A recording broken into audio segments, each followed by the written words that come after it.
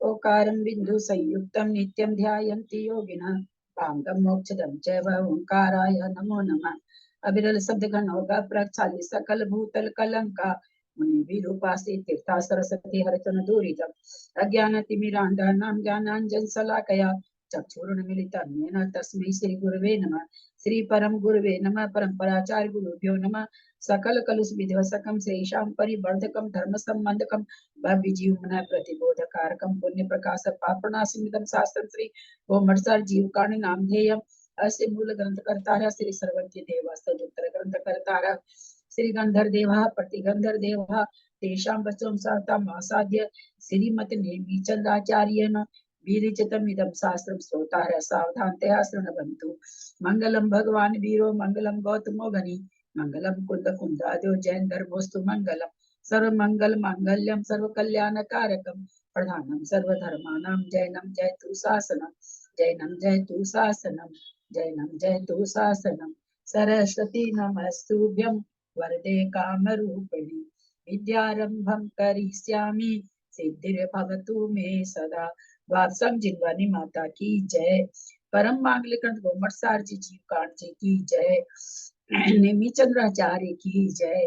रत्नचंद्र मुक्तार जी की जय। अढ़ाई दीप में विराजमान सभी आचार्य उपाध्याय सर्व साधु के चरणों में नमोस्तु नमोस्तु नमोस्तु। सभी आरिका माता जी के चरणों में बंदा भी बंदा भी बंदा भी।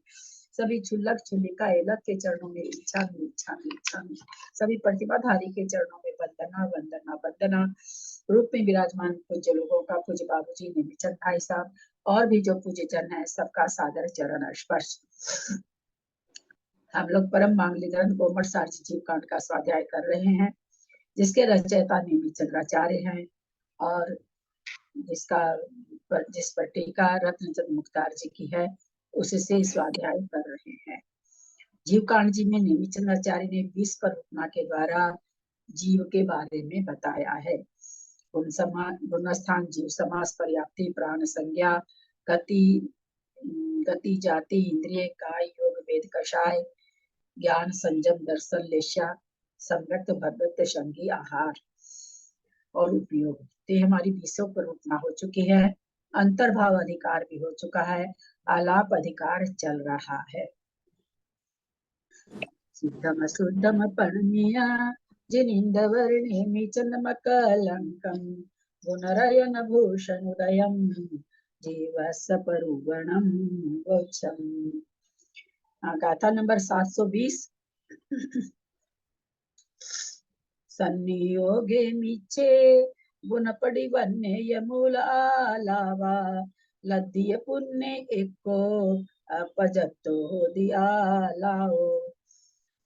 उच्चारण करें।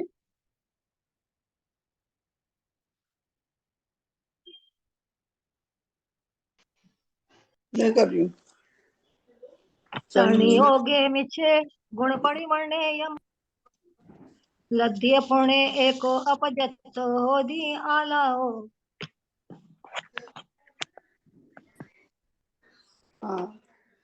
संयोगे मिथ्यात्वे गुण प्रतिपन्ने च मूलालापः लब्ध्य पूर्णे एकः अपर्याप्तो भवति आलापः।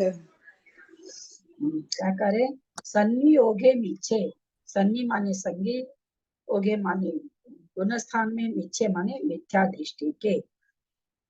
संगी के जो गुणस्थान होते हैं उनमें से मिथ्या दृष्टि के, और गुण परिवन्ने गुण स्थान प्रतिपन्न के, मूल अलावा मूल के समान ही आलाप होते हैं। यानी जो सारे आलाप जितने होते हैं वे सारे होते हैं।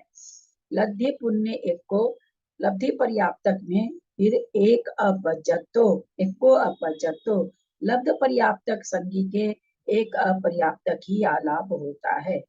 ये तो कह रहे हैं संगी को सारे आलाप होते हैं, पर अगर जिस गुण स्थान में जैसे जैसे प्रतिपन्न है वैसे वैसे उस हिसाब से 14 गुण स्थान में आलाप बन जाएंगे, जिस जिस गुण स्थान में जैसे बनेंगे। परंतु लब्ध पर्याप्तक संगी, लब्ध पर्याप्तक जीव भी होते हैं, उनको एक पर्याप्त आलाप ही होगा। संगी मिथ्या, संगी के, संगी पंचेंद्रिय गुण स्थान में से मिथ्या दृष्टि के और गुण स्थान प्रतिपन्न के मूल के समान ही आते हैं। लब्ध पर्याप्त संगी के एक अपर्याप्त ही आलाप होता है। विशेषार्थ संगी पंचेंद्रिय में आदि के 14 गुण स्थान होते हैं। संगी के प्रथम गुण स्थान में सभी आलाप होते हैं तथा गुण स्थान प्रतिपन्न ऊपर के गुण स्थानों में चढ़े संगी के मूल के समान ही आलाप जानना चाहिए। यानी सासाधन, असंयत, सम्यक दृष्टि, प्रमत्त, सहयोगी के 3-3 आलाप होंगे। अन्य गुण स्थान में मिश्र, देश विरत, अप्रमत्त आदि अयोग्य अंत के संगी पंचेंद्रियों में मात्र पर्याप्त ही आलाप होता है। समान विवेचन है। मैंने एक फोटो भेजी है, यहाँ पर वो पेज निकाले ताकि वो कथन आया था हम लोग समझ लें। 713 नंबर गाथा के ऊपर वाला, 713 नंबर के ऊपर गाथा में जो आया, अर्थ में जो आया था, ऐसा कसाय उपशमकों को छोड़कर अन्य जीवों के लिए नियम है। कैसा? जिस गति में जिस गुण स्थान में आयु कर्म का बंध नहीं है, उस गति से उस गुण स्थान सहित निर्गमन का भी अभाव है। क्या कहना चाह रहे हैं कि जिसमें आयु बंध नहीं है उसे उस गुण स्थान से निर्गमन भी नहीं होता।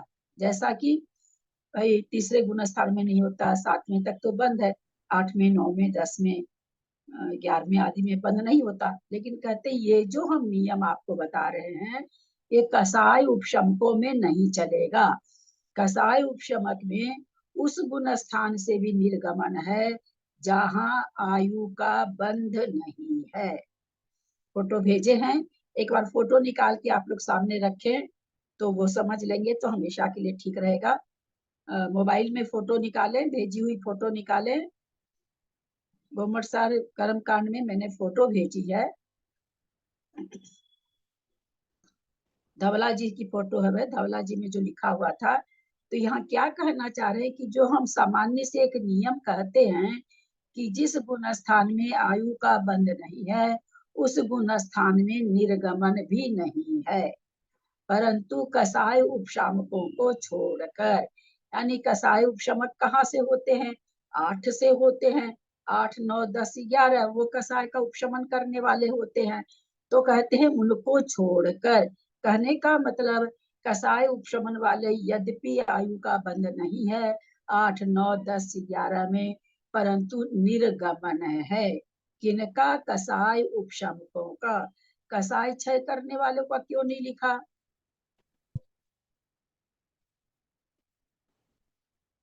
जिनकी कसाय छह करके जो आगे चढ़ेंगे वो तो फिर 12वें करके मुक्ति को प्राप्त हो जाएंगे, फिर तो वो नीचे उतरेंगे ही नहीं। वो तो मोक्ष जाएंगे, तो उनका तो मरण होता ही नहीं है।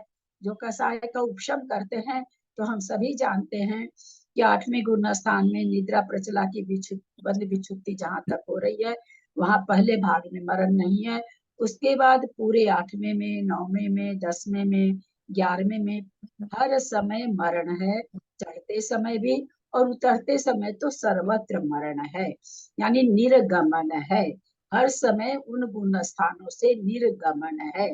तो ये यहाँ ये इसलिए यहाँ पर ऐसा आया कि भाई जो एक नियम है कि जिस गुण स्थान में आयु का बंध नहीं होता उस गुण स्थान से निर्गमन भी नहीं होता। सो यह सिद्धांत कसाय उपशमकों को छोड़कर है। मतलब 8वें, 9वें, 10वें, 11वें में कसाय का उपशम कर रहे हैं, आयु का बंध नहीं है, पर वहां से निर्गमन है। समझ में यदि आया? आयु का बंध भी नहीं होता है, बंद पहले से आयु का बंध नहीं होना जरूरी है क्या उनका? आयु तो का बंद होना तो जरूरी होगा, नहीं तो वो आयु का बंद कहाँ करेंगे? इसमें ही कर लेंगे। नहीं, इसमें नहीं होता आयु का बंध। तो यहाँ वो नहीं घटा रहे हैं कि क्या पहले क्या था क्या नहीं। नहीं, आयु का बंध है तो नहीं मरण करेंगे, वही मरण करेंगे जो आयु का बंध करके, जिसका आयु का बंध हो। आयु का बंध और करके दीदी चढ़ते समय भी हो सकता है क्या कि उतरते समय ही होता है? अभी तक तो उतरते समय का ही सोचे थे ना। ना ना ना, चढ़ते समय सर्वत्र मरण है, सर्वत्र केवल मरण। 8वें गुण स्थान के पहले भाग को छोड़कर सर्वत्र मरण है। तो यहाँ पर ये इस सिद्धांत को बाधित किए हैं कि जो ये सिद्धांत है कि जिस गुण स्थान में निर्गमन नहीं वहां आयु का बंध नहीं, अथवा जहां आयु का बंध नहीं वहां से निर्गमन नहीं, यानी मरण को प्राप्त नहीं होते। ये जो सिद्धांत बना है, कहते हैं इसमें कसाय उपशमक को आप छोड़ दीजिए, उनके ऊपर ये लागू नहीं होता है, क्योंकि कसाय उपशमकों का आयु का बंध नियम से नहीं होता, परंतु उनका निर्गमन देखा जाता है। तो इसीलिए वहां पर ये लाइन आई कि जिस गति में, जिस गुण स्थान में आयु कर्म का बंध नहीं है, उस गति से उस गुण स्थान सहित निर्गमन का भी अभाव है। ऐसा कसाय उपशमकों को छोड़कर अन्य जीवों के लिए नियम है। आ गया होगा समझ में?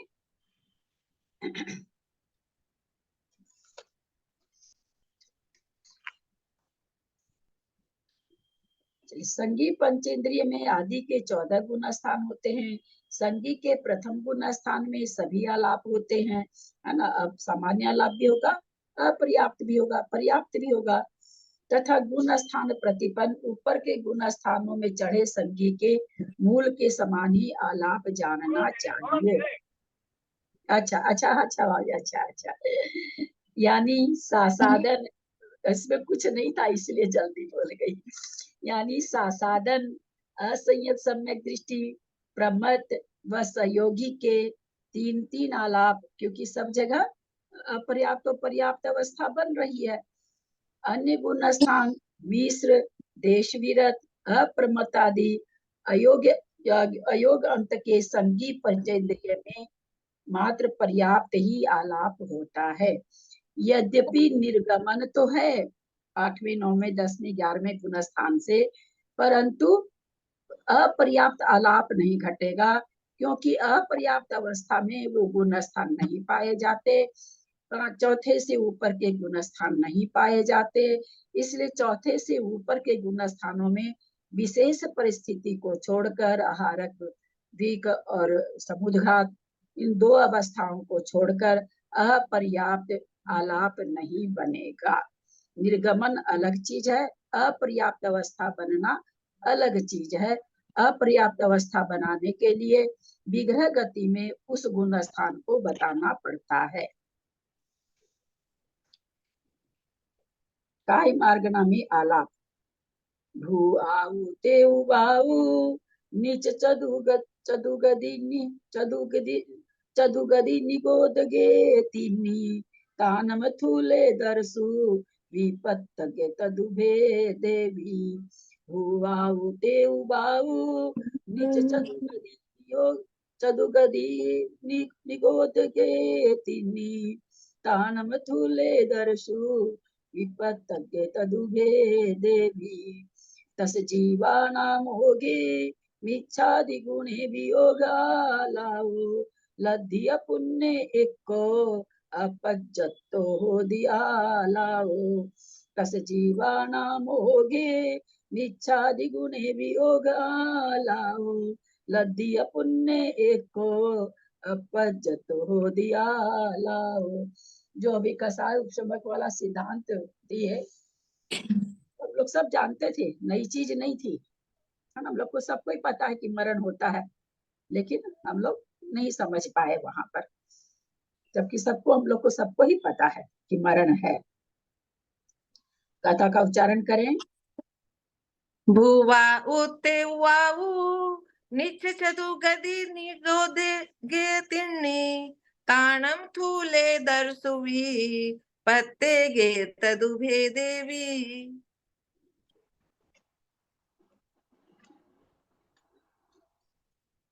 तस जीवाणम ओघे मिच्छादि गुणे वियोग आलाओ लद्दिया पुण्य एको पज्जतो हो दिया लावो।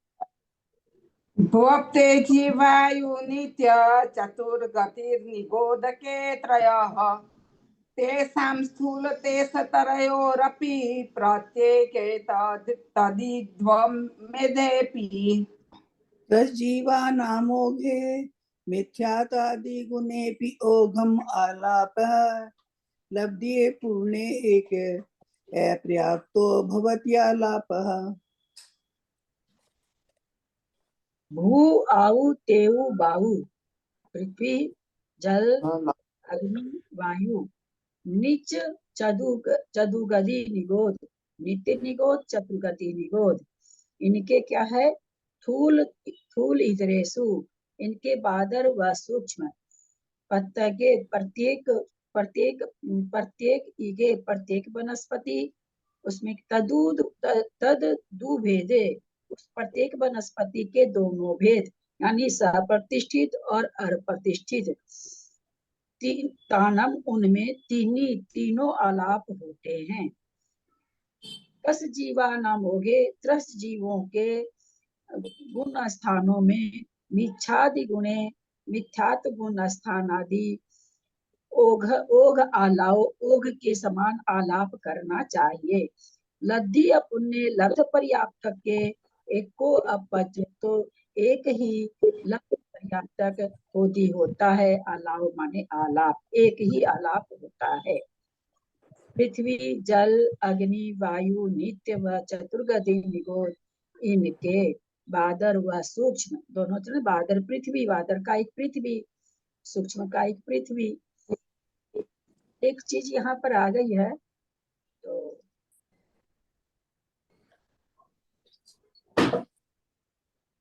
सूक्ष्म पृथ्वी, किसी को याद है क्या?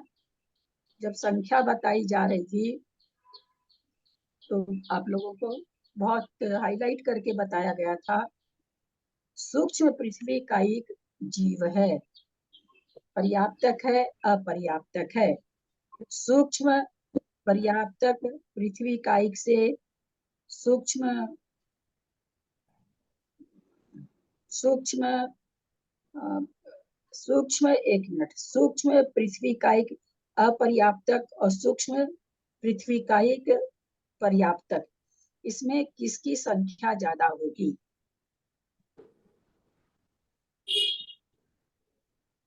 अपर्याप्तक से ज्यादा, अपर्याप्तक से ज्यादा। इसका मतलब नियम भूल गए हैं? चलिए अपने उसमें देखें। आगे से आपने नियम बताया था कि यदि सूक्ष्म दोनों खराब होगी तो उसकी संख्या कम होगी।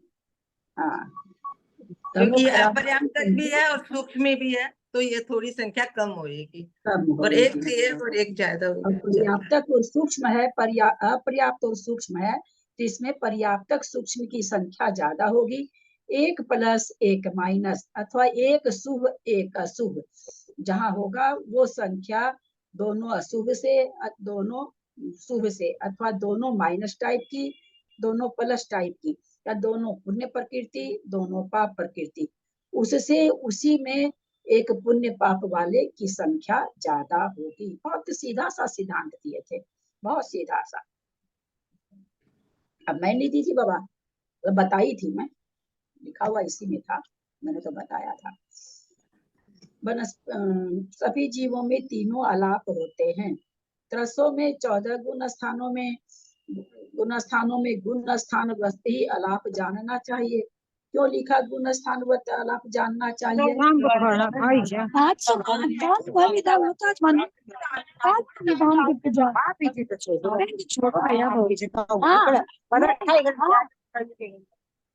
भैया बंद करिए ना अपना, जैसे जी मंजू जी आप बंद करिए ना अपना।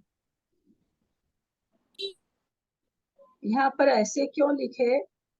त्रसों में 14 गुण स्थानों में गुण स्थान वत ही आलाप जानने चाहिए। इसलिए बना ना कि कौन से बहुत से गुण स्थानों में तो ना एक ही के आलाप होता है, जैसे परमत में हुआ अप्रमत में हुआ, तो इनमें गुण स्थान है जिनमें या तो एक आलाप होता है या 3 होता है ना, तो नहीं होता कहीं भी। तो बहुत से गुण स्थान ऐसे हैं जिसमें अपर्याप्त आलाप होगा ही नहीं, तो कहे भाई त्रसों में आप उस हिसाब से जान लीजिए। उपर्युक्त सभी जीवों में पृथ्वी से त्रसकाय तक लब्ध पर्याप्तक के एक लब्ध पर्याप्तक आलाप ही होता है और उसको खाली अपर्याप्त होगा, बाकी ये दोनों आलाप नहीं होंगे। योग मार्गना में आलाप एक कारस जोगानम पुण्यगदानम सपुनालावो मिस चौकस पुनो सग एक पुनालावो एक कारस जोगानम पुण्यगदानम सपुनालावो मिस चौकस पुनो सग एक पुन आलाओ। कथा पढ़े। रसजोगाणं पुण्यदगदाणं सपुण्यजालाओ मिस चौकस पुनो सग एक अपुण्य आलाओ। एकादश योगानां पूर्णगतानां स पूर्णालापः मिस चतुष्कस्य पुनः स्वैकैका पूर्णालापः। कहते 11 योगानाम, 11 योगों में पूर्ण गदानाम पर्याप्तक होने से सपूर्ण आलाओ, सपूर्ण मतलब पर्याप्तक ही आलाप होगा। 11 कौन से हो गया? 11 को बिना देखे बोले 11 आलाप योग का स्थान कौन से हो गए? 11 चार मनोयोग, चार औदारिक काय, वैकृतिक काय रोग, आहार काय। 11 हो मनो गए? है 11 हो गए। 4 मनोयोग, 4 वचन योग हाँ, और बहुत अच्छा। का योग। इनमें कहते हैं एक पर्याप्तक आलाप ही होगा। फिर कहते हैं मिस चौकस पुनो, मनोयोग में वचन योग में पर्याप्तक क्यों होगा भाई? अब संगी जीव जो जन्म ले रहा है उसको तो संगी है ही है, वचन योगी है तो इंद्रियां है ही है उसके वचन की, फिर वहां पर पर्याप्त ही क्यों घट रहा है? क्योंकि वह पर्याप्त पूर्ण होने के बाद ही होता है। चूंकि अपर्याप्त अवस्था में यद्यपि वो जीव वैसा कहलाता है, लेकिन वहां पर व्यक्ति रूप से कुछ नहीं होता, क्योंकि वर्गणाओं को ही ग्रहण नहीं किया अभी। भाषा वर्गना ग्रहण करेगा, मनोवर्गना ग्रहण करेगा, तब तो योग बनेगा। योग नहीं बनता पर्याप्त अवस्था में, ये योग नहीं घटते। योग जब भी घटेंगे पर्याप्त अवस्था में, अपर्याप्त अवस्था में तो केवल कार्मण का योग घटता है। ठीक है। मिश्र चौकस पुण्य, मिश्र जो है वह उसमें कहते हैं फिर सग एक अपूर्ण आलाओ, एक अपूर्ण अपर्याप्त आलाप ही घटेगा। पर्याप्तिगत पर्याप्त अवस्था में जो हो 11 योगों में अपना अपना एक अपर्याप्त आलाप ही होता है। शेष 4 मिश्र योगों में अपना एक अपर्याप्त आलाप होता है। 11 पर्याप्तिगत योग ये हैं, 4 मनोयोग, 4 वचन। कितनी पढ़ाते हुए पूरे ग्रंथ में तो आप लोग इतना उत्तर नहीं दे पा रहे थे, पर ग्रंथ पूरा होने पर तो लगता बहुत सारी चीज आप लोगों को हो गई है। बहुत अच्छा अच्छा उत्तर दे रहे हैं आप लोग, सबको आप लोग का बहुत बहुमान है। 4 वचन योग, 1 औदारिक का योग, 1 आहारक का योग, 1 विक्रियक का योग। 4 मिश्र का योग ये हैं, औदारिक मिश्र योग, आहारक मिश्र योग, वैकर्यक का योग, कार्मण का योग। हालांकि कार्मण का योग को मिश्र इसलिए कह दिया गया जबकि जिस समय कार्मण का योग हो रहा उस समय कोई योग नहीं हो रहा है, फिर भी इसको मिश्र कहने का क्या कारण है? क्या एक बार भाभी और पूछना, तो एक बार पूछना प्रश्न। यहाँ पर मिश्र का योग में 4 का योग बताए, उसमें कार्मण का योग भी बता दिया इन्होंने। तो कार्मण का योग जिस समय हो रहा है उसमें तो और कोई का योग हो नहीं रहा है, फिर कार्मण का योग को मिश्र क्यों बता दिया? दीदी जब वो में अवस्था में आएगा ना, वैकृतिक में औदारिक में आएगा, उस समय हाँ? का जो समय हो, जिस समय औदारिक में आएगा या वैकृतिक में आएगा, उस समय उसको कार्मण और औदारिक मिक्स ही होगा। जिस समय औदारिक मिश्र या वैक्रियक मिश्र अथवा आहारक मिश्र होता है उस समय कार्मण का योग के साथ होता है, इसलिए कार्मण का योग को भी मिश्र कह दिया गया। शेष मार्गणाओं के आलापों का कथन। वेदादाहारोत्य सगुण ठानान मोघमालाओ नवरिय संठिथिनम नथिवहार गान दुगम। वेदादाहारोत्य सगुण ठानान मोघालाओ नवरिय संठिथिनम नथिवहार गान दुगम। वेदादाहारोत्य सगुणठाणान मोघयालाओ नवरिय संधित्रिणम नथिहु आहार गान दुगम। वेदादाहार इति च सगुण स्थानानामोघ आलापः नवरी च संड स्त्रीणां नास्ति हि आहारकाणां द्विकम्। वेद मार्गणा से आहार मार्गणा पर्यंत अपने, अच्छा सॉरी अर्थ में किया, सॉरी। वेदादा आहारोक्ति, वेद से वेद मार्गणा से आहार मार्गणा तक सगुण ठाना अपने अपने गुण स्थान, ओघम माने गुण स्थान, अपने अपने गुण स्थानवत, आलाव माने आलाप होता है। नवरी किंतु विशेषता इतनी है, संठिथीनम नपुंसक वेद और स्त्री वेद नथी हु नहीं होता है आहार गान दुगम आहारक द्विक में, आहारक द्विक में ये दो वेद नहीं होते। विशेषार्थ शंका, आहारक का योगी तन मिश्र का योगी को नपुंसक व स्त्री वेद क्यों नहीं होता? समाधान, क्योंकि अशुभ वेदों के साथ आहारक रिद्धि नहीं उत्पन्न होती है। ठीक है, उदय नहीं बनेगा। अब टेबल दे रहे हैं, टेबल देखते हैं हम लोग। वेद मार्गणा से आहार मार्गणा तक आलाप, वेद मार्गणा स्त्री नपुंसक संभव गुण स्थान 1 से 9, 1 से 9 किस विवक्षा से? बंध की विवक्षा से, सत्व की विवक्षा से, उदय की विवक्षा से। सत की अपेक्षा से है। उदय की विवेक्षा से, उदय भी हो जाए। और नहीं, नहीं। उदय की विवक्षा से, क्योंकि जो घटा रहे हैं सब चीज, आलाप जो घटा रहे हैं, हम देख रहे हैं क्या कि उदय की अपेक्षा घटा रहे हैं। तो 1 से 9 गुण स्थान तक स्त्री व नपुंसक वेद बंध की अपेक्षा तो नहीं है, परंतु उदय की अपेक्षा और सत्व की अपेक्षा है। 9 से सवेद भाग पर्यंत संभव आलाप कौन कौन सा होगा? स्त्री नपुंसक के 1, 2, 4 आलाप त्रय, शेष गुण स्थानों में पर्याप्त आलाप। इतनी विशेषता है कि स्त्री वेद के चौथे गुण स्थान में पर्याप्त आलाप है। क्या कहना चाह रहे हैं? सामान्य से कथन जो किया, क्या किया कि इन दोनों वेदों में 1, 2, 4 में अपर्याप्त आलाप है, तीनों आलाप है, पर्याप्त और अपर्याप्त। सामान्य से ऐसा कह दिए, लेकिन वास्तव में ऐसा है क्या?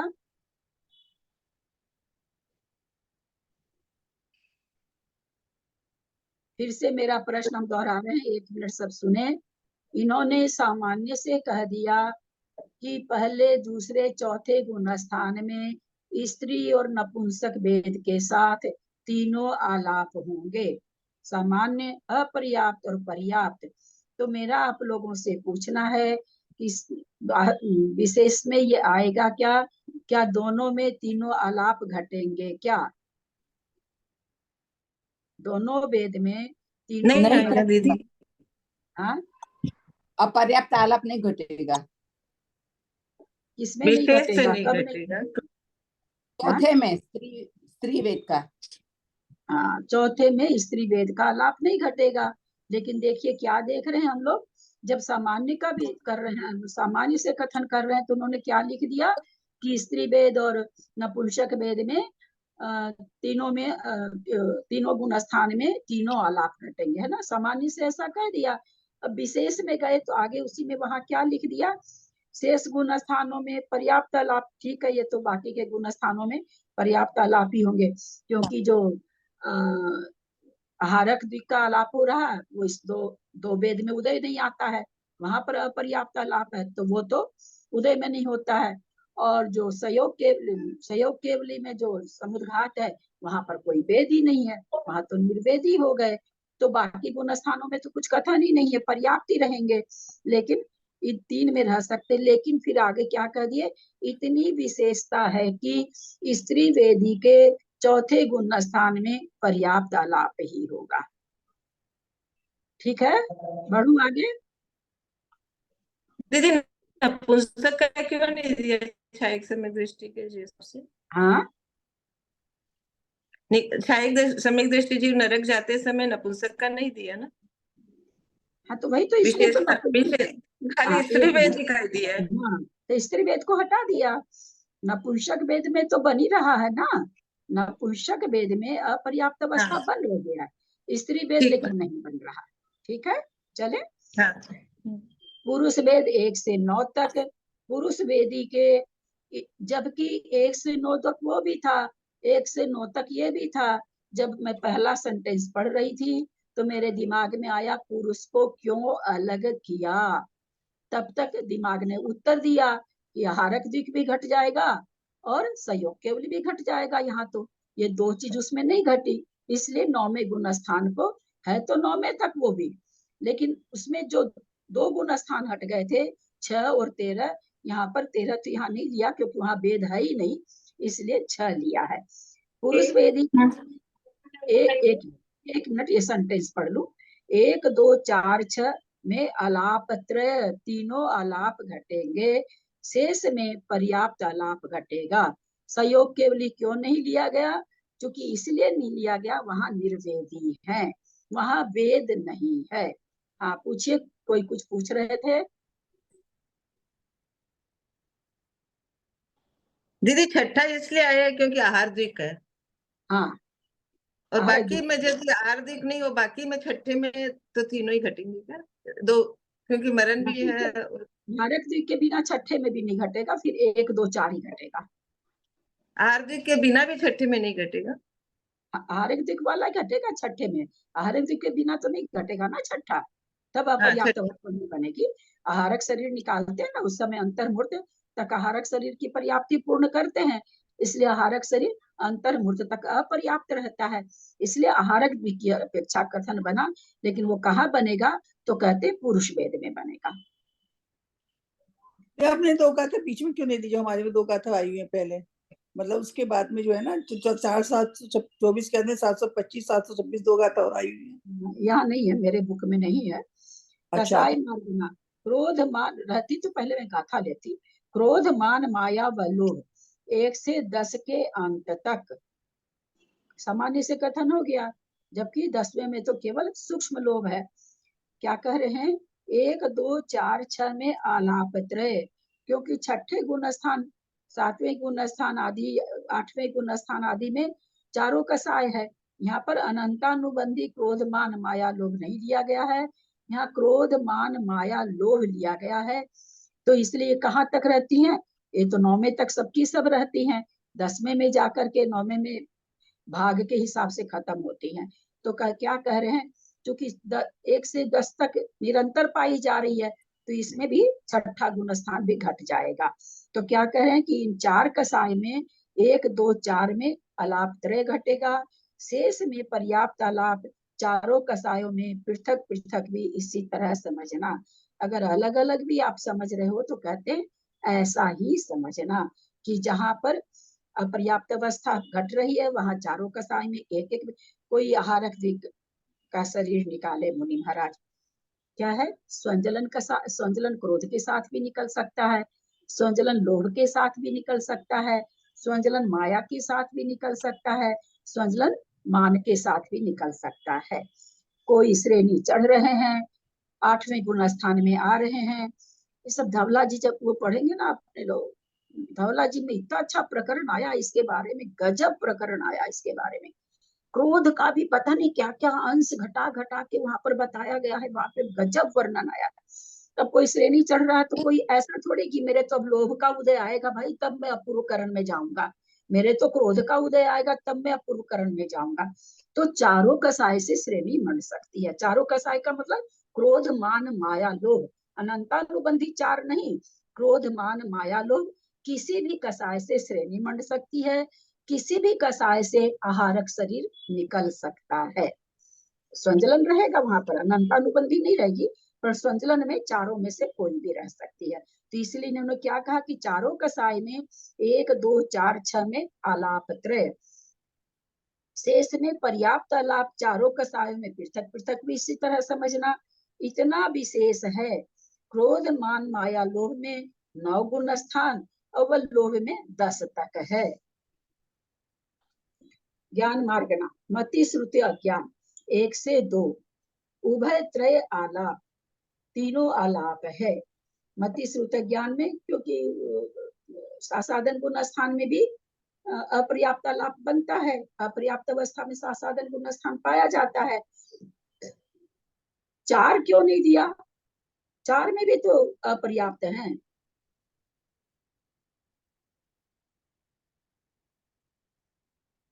किसमें दीदी, कहाँ पे? हाँ, अज्ञान अज्ञान आ गया ना, इसमें अज्ञान आ गया ना। अज्ञान पहले दूसरे गुण स्थान तक की हो जाएगी। आप लोगों में नहीं है क्या ये टेबल 724 के बाद? हाँ, ज्ञान मार्ग है दीदी, हमारे है। टेबल है हमारे में, लेकिन हमारे में 2 वो पहले हैं, 2 श्लोक कोई भी बात नहीं, है। वो गाथा इसमें बाद में होगी, वो हो जाएगा। तो चूंकि अज्ञान की बात है, चौथे गुण स्थान में अज्ञान नहीं है, इसलिए यहाँ पर चौथा गुण स्थान नहीं दिया। बोलमती श्रुत ज्ञान में क्या होगा? तीनों आलाप घटेंगे, पर पहले और दूसरे गुण स्थान में। विभंग में भी, विभंग अवधि ज्ञान में भी पहला से दूसरा, लेकिन पर्याप्त आलाप। ऐसा क्यों हुआ? अरे मिथ्या दृष्टि को हो रहा तो पर्याप्त क्यों हुआ? अवधि ज्ञान तो पर्याप्त कोई होगा ना। विभंग अवधि ज्ञान जब भी होगा पर्याप्त पर्याप्त। होगा, अपर्याप्त अवस्था में नहीं नहीं। पाया जाता। बहुत सुंदर। मति श्रुति तो अवधि ये ज्ञान। नरक वाले में जाते हैं तो जब उसके अपर्याप्त अवस्था में कौन सा अवधि ज्ञान नहीं होता, खाली कौन सा ज्ञान होगा फिर? अपर्याप्त अवस्था में किसी के भी नहीं होता अवधि ज्ञान।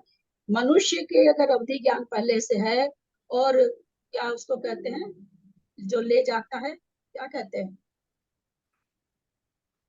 हाँ, वो एक भाव से दूसरे भाव ले जाता है, अगर ऐसा है और सम्यक दृष्टि है तो वो अवधि ज्ञान के उस समय पर्याप्त अवस्था। ये ऐसे सब मत बोलो भाई, प्लीज सुनने दो। और मैं बोलूं तब तो मत ही बोलिए ना। कितनी बार तो समझाया कि जब मैं आवाज करती हूँ तब तो आप लोग, आपका तो सुना नहीं, और मेरे सर में दर्द भी हो जाता है जोर जोर से बोलने से। कोई मनुष्य मर रहा है और भवांतर जाने वाला अवधि ज्ञान उसको है, लेकिन विभंग विभंग अवधि ज्ञान में तो भवांतर जाने वाला होता ही नहीं, लेकिन सम्यक दृष्टि है तो उसको अपर्याप्त अवस्था में अवधि ज्ञान पाया जाएगा, अन्यथा छूट जाएगा, मरने के पहले छूट जाएगा। चाहे नरक जाओ चाहे वहां जाओ, कहीं भी जाओ। और सम्यक के साथ में नरक में तो केवल पहले पहले नरक में जा सकते हैं, तो अगर उसको अवधि ज्ञान है तो होना जरूरी तो है नहीं, अगर है तो उसके भी बना रहेगा अवधि ज्ञान। मम्मी है क्या? गोली रोटी कर रही है। गोली रोटी कर रही है बाबा। ढक दो, ऐसा ऐसा करो बेटा, प्लेट से ढक दो। चलिए 4 से 12 तक है मति श्रुति अवधि ज्ञान। 4-6 में आलाप त्रय, शेष में अपर्याप्त आलाप। बाकी के गुण स्थान कहाँ गए? 1 2 3 ज्ञान की बात है ना, अवधि ज्ञान तो चौथे से शुरू होता है। से ही शुरू होता है। तीनों ज्ञान की बात है, अवधि की बात नहीं है। तीनों ज्ञान आ गए तो चौथे से शुरू होता है, तो चौथे से 12 तक रह सकता है। 13वें में तो केवल ज्ञान हो जाएगा। पेज नंबर प्लीज, पेज से आपका कुछ नहीं होगा। 724 नंबर गाथा के बाद एक आलाप दिया है टेबल बना करके, वो चल रहा है।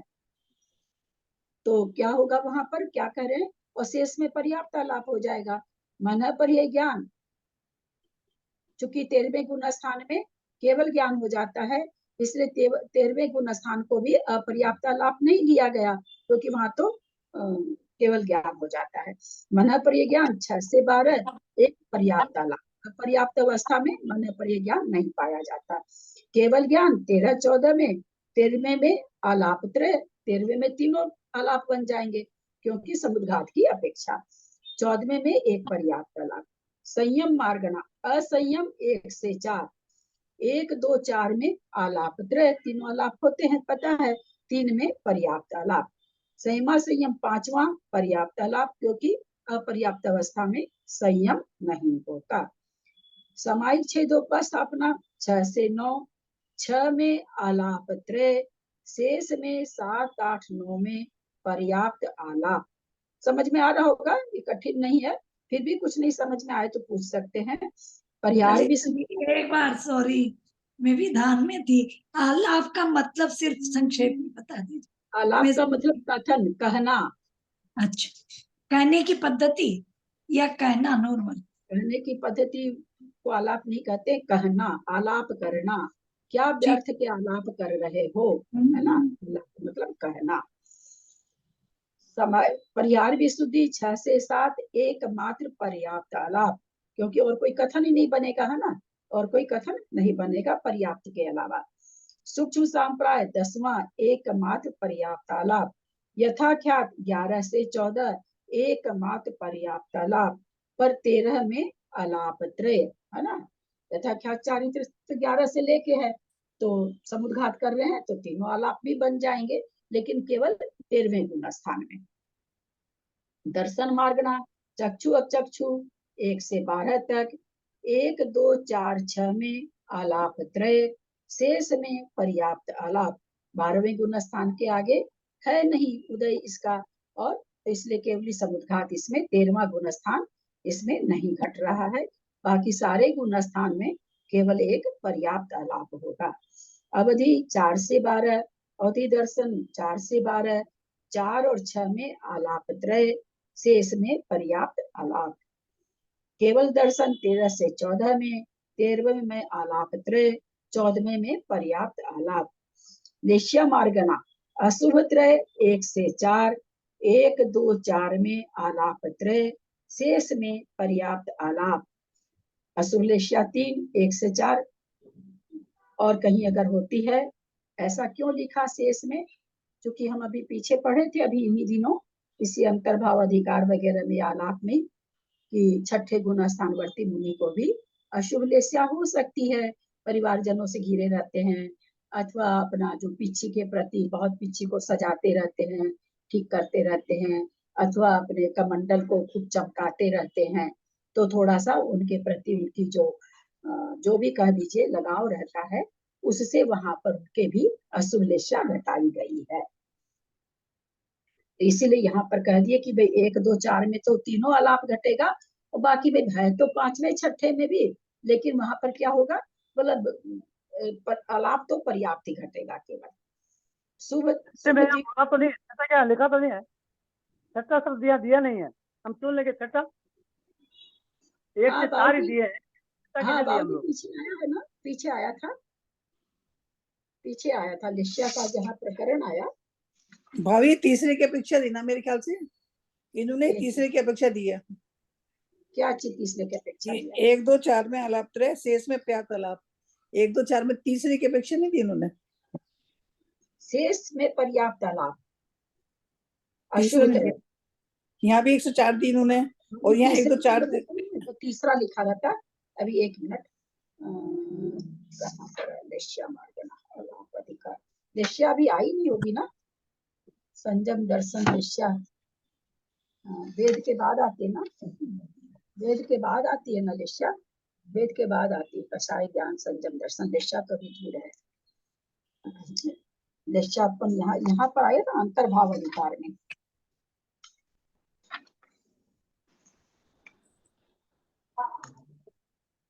अंतर्भाव अधिकार में हम लोग लेश्या पढ़ चुके हैं, दर्शन लेश्या मार्गना। हम यहाँ पूछ रहे, यहाँ तो दिया नहीं है के लिए क्यों लगे।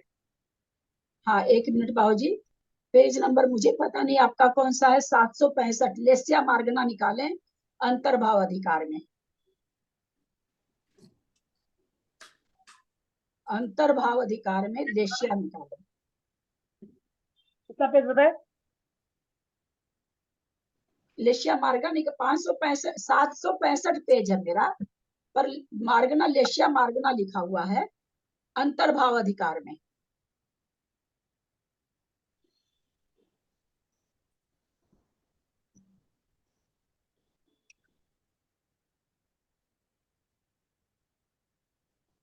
निकाल लिए सब कोई?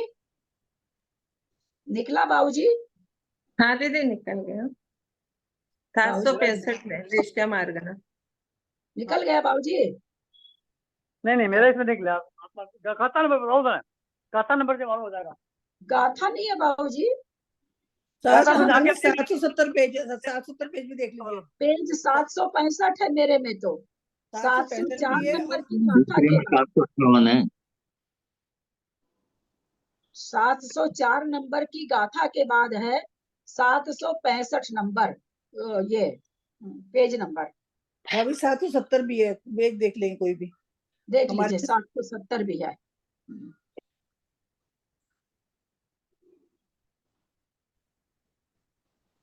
नीचे लिखा लेश्या मार्गणा। बता दो, हमको समझ में आ जाएगा। देख, अच्छा हमको नहीं ठीक है, ऐसा आ रहा है, तुम पढ़ के बता दो अपना, मैं धीरे बोलते धीरे रहो। धीरे धीरे बोलती हूँ। चौथे तक के गुण स्थानों में 6 लेश्याएं होती हैं, ठीक है। हाँ वो ठीक है। 5वें से 7वें तक के गुण स्थानों में 3 शुभ लेश्याएं ही होती हैं, ठीक है। इससे आगे सहयोगी पर्यंत शुक्ल लेश्या ही होती है। अयोगी गुण स्थान लेश्या रहित है। अब आगे सुने ध्यान से। विशेष यह है कि सर्वार्थ सिद्धिकार पूज्य पाद के मतानुसार वकुश, प्रतिसेवना व कषाय कुशील निर्ग्रंथ संयतों के भी अशुभ लेस्या संभव है।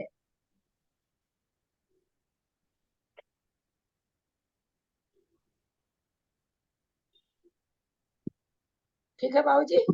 आगे भी लिखा हुआ हाँ। है, जबकि धवलाकार के अनुसार चौथे के बाद अशुभ त्रय असंभव है। ठीक है, हमारे में ये भी लिखा हुआ है। यहाँ पर जबकि पूरे वही चलेगा ना। हमारे में भी लिखा हुआ है कृष्णा जी, हमारे अच्छा, स्वामी को तो इग्नोर कर नहीं सकते, सर्वार्थ सिद्धिकार को तो कर नहीं सकते ना, इसलिए अपने को तो दोनों लेके चलना पड़ेगा। तो यहाँ शेष में तीसरा गुण स्थान तो है ही है, लेकिन बाकी और गुण स्थान भी आ जाते हैं। शुभ दिक 1 से 7 में 1, 2, 4, 6 में अलाप त्रय। शुक्ल में 1 से 13, 1, 2, 4, 6, 13 पर्याप्त अवस्था में। भव्य मार्गणा अभव्य पहला अलाप त्रय। अभव्य 1 से 14, 1, 2, 4, 6, 13 में अलाप त्रय, क्योंकि अभी तक 13वें गुण स्थान में भव्यत्व कहला रहे हैं वो। शेष में पर्याप्त अलाप।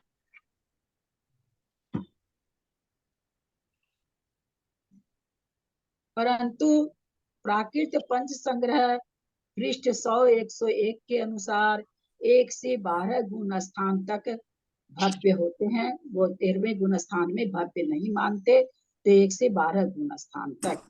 सम्यक्त मार्गणा मिथ्यात्व पहला गुण स्थान आलाप त्रय। सासादन दूसरा गुण स्थान आलाप त्रय। मिश्र तीसरा गुण स्थान पर्याप्त आलाप। उपसम सम्यक्त 4 से 11 आलाप त्रय। चौथे में द्वितीयोपसम की अपेक्षा प्रथमोपसम में पर्याप्त आलाप, शेष में अपर्याप्त आलाप। शेष में पर्याप्त, हाँ शेष में पर्याप्त आलाप। क्षयोपसम सम्यक्त में 4 से 7 चौथे छठे में आलाप त्रय, शेष में पर्याप्त आलाप। छायिक सम्यक्त 4 से 14, 4, 6, 13 में आलाप त्रय, शेष में पर्याप्त आलाप। संगी मार्गणा में असंगी में आलाप त्रय प्रथम गुण स्थान में। संगी 1 से 12 गुण स्थान 1, 4, 6 में आलाप त्रय, शेष में पर्याप्त आलाप। आहार मार्गणा अनाहारक 1, 2, 4, 13, 14 में 1, 2, 4, 13 में एक अपर्याप्त आलाप और 14वें में पर्याप्त आलाप।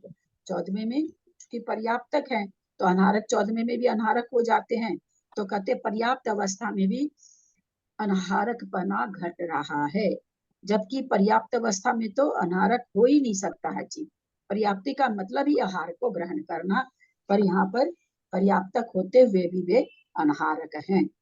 आहारक 1 से 13, 1, 2, 4, 6, 13 में आलाप त्रय, शेष में पर्याप्त आलाप।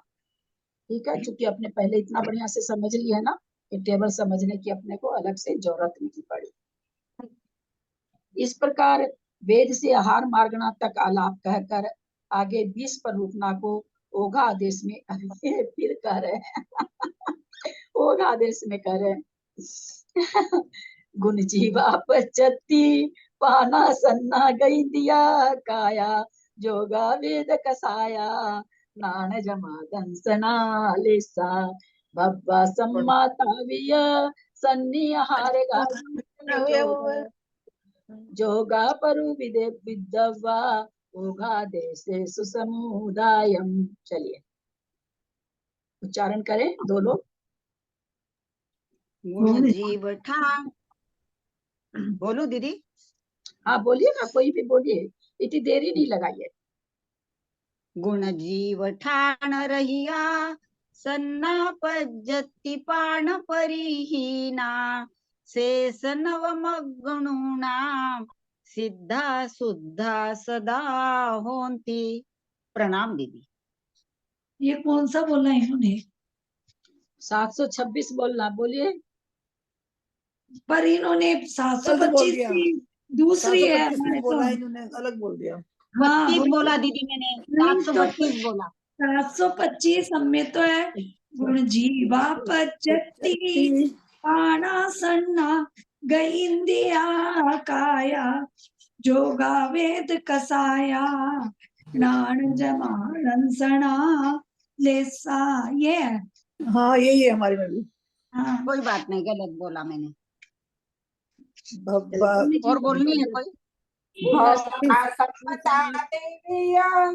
सन्नी आहार गाय जोगा जोगा परुद्विदव्वा ओगा देशु समुदायम।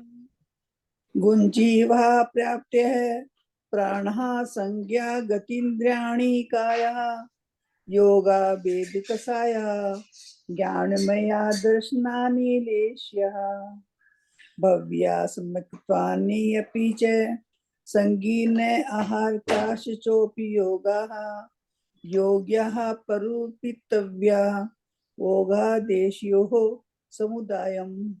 गुण जीवा पज्जति गुणस्थान जीव समास पर्याप्ति पाना प्राण सन्ना संज्ञा ग इंद्रिया गति और इंद्रिय काय माने काय योगा माने योग वेद कषाय नाण ज्ञान जमा माने संयम दर्शन और लेश्या भव्य भव्यक्त सम्यक आदि और सम्यक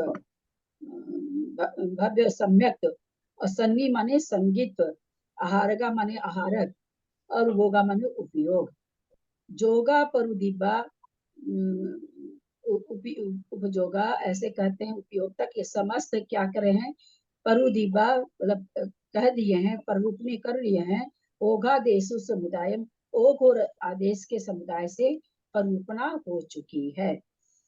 गुण स्थान 14 जीव समाज 6 पर्याप्ति 10 प्राण 4 संज्ञा 4 गति 5 इंद्रिय 6 कसाय 6 काय 15 योग 3 वेद 4 कसाय 8 ज्ञान 7 संयम 4 दर्शन 6 लेश्या भव्यत्व सम्यक्त संगीत्व असंगीत्व आहारक अनाहारक व 12वां उपयोग। ये समस्त ओघ व आदेश में गुण स्थान व मार्ग स्थानों में यथा योग पररूपनीय है।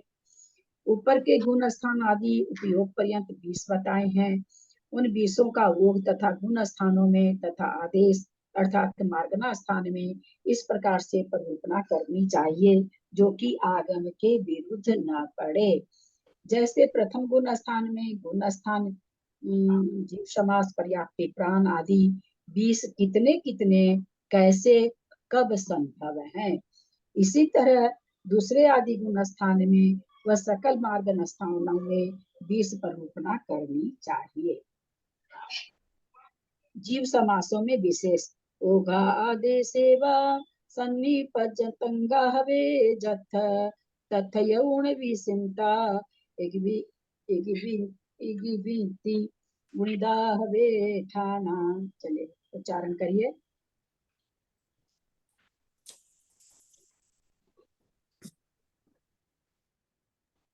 ओघा सेवा सन्निय पजतंगा वे जथ तथाय उण विसंता इगवीति गुणिदा हवे ठाणा।